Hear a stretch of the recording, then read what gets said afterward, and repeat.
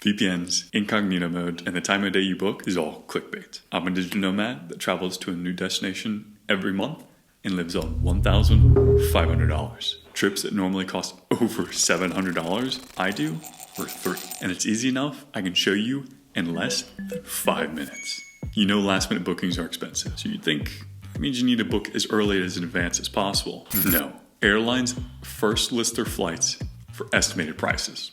Then, as time goes on, they reduce prices, depending on what isn't in demand. The best time to book differs between domestic flights and international flights. Domestic flights book 1 to 4 months in advance. International flights book 2 to 6 months in advance.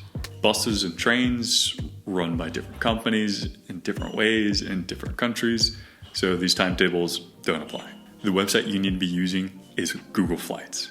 Its most powerful feature is the tracking tool. Look at these flights I tracked. You see at the end, there's a sharp increase, and along the way, there's small bumps. Google will alert you of these price increases, but don't panic. Prices will stabilize. See these dips? This is when you need to buy. You're going to be saving upwards of $100. But that's only the first step. There's more. By the way, don't rely on just Google to track your flights. Sign up for any of the dozens of tracking websites out there. The most popular one for US airports is Scott's Cheap Flights. These tracking sites do the same thing you do with Google Flights, but on a much wider scale. Back to Google Flights. You know generally when you want to book, or at least you're familiar with the price calendar. What you may not know is you can see prices for different airports. Type in your departure airport and then leave the arrival airport blank and click search. This will bring up a map in which you can zoom in and see all of the prices around your destination. But here's my favorite part. You can enter multiple departure airports. Let's say you found a sweet deal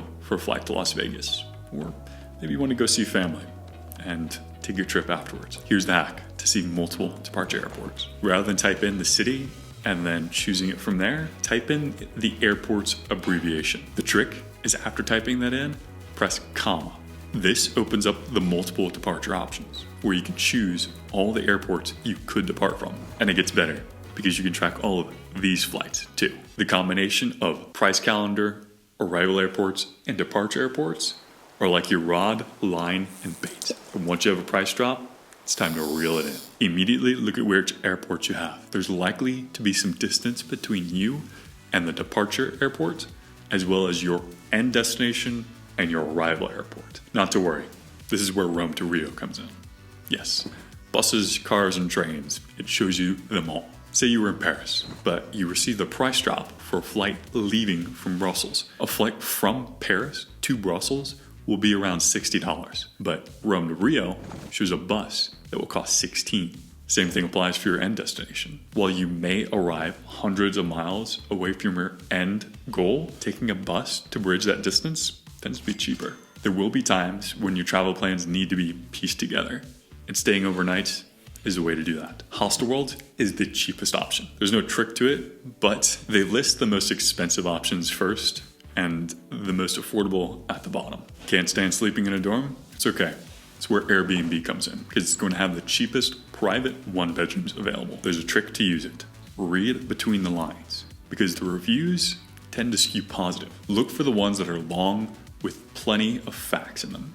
Those you can trust. The ones that are short and neutral sounding, be cautious of those. The best sign of a good listing is having recent reviews that are all positive. Did you know Google Flights uses another site to do its searching? That site is available for you to use. It's called ITA Matrix. It's more powerful, but it's not as user-friendly. If there's a feature that you're looking for from Google Flights that's not there, check ITA Matrix. For example, if you want to have a longer layover in one of the cities in order to actually see it. That's something ITA Matrix can help you with. The site airlines don't want you to use is skip lagged. Do not use it if you have a checked bag. Flights that have layovers tend to be not as popular, so airlines have to decrease prices. What ends up happening is a longer flight is cheaper than your shorter direct flight. What skip lag does is finds where your end destination is that layover. Getting off at the layover is a breach of their terms of use, but it's possible if you don't have checked bags.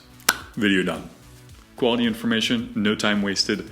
Please help me by liking the video so others know it's legit.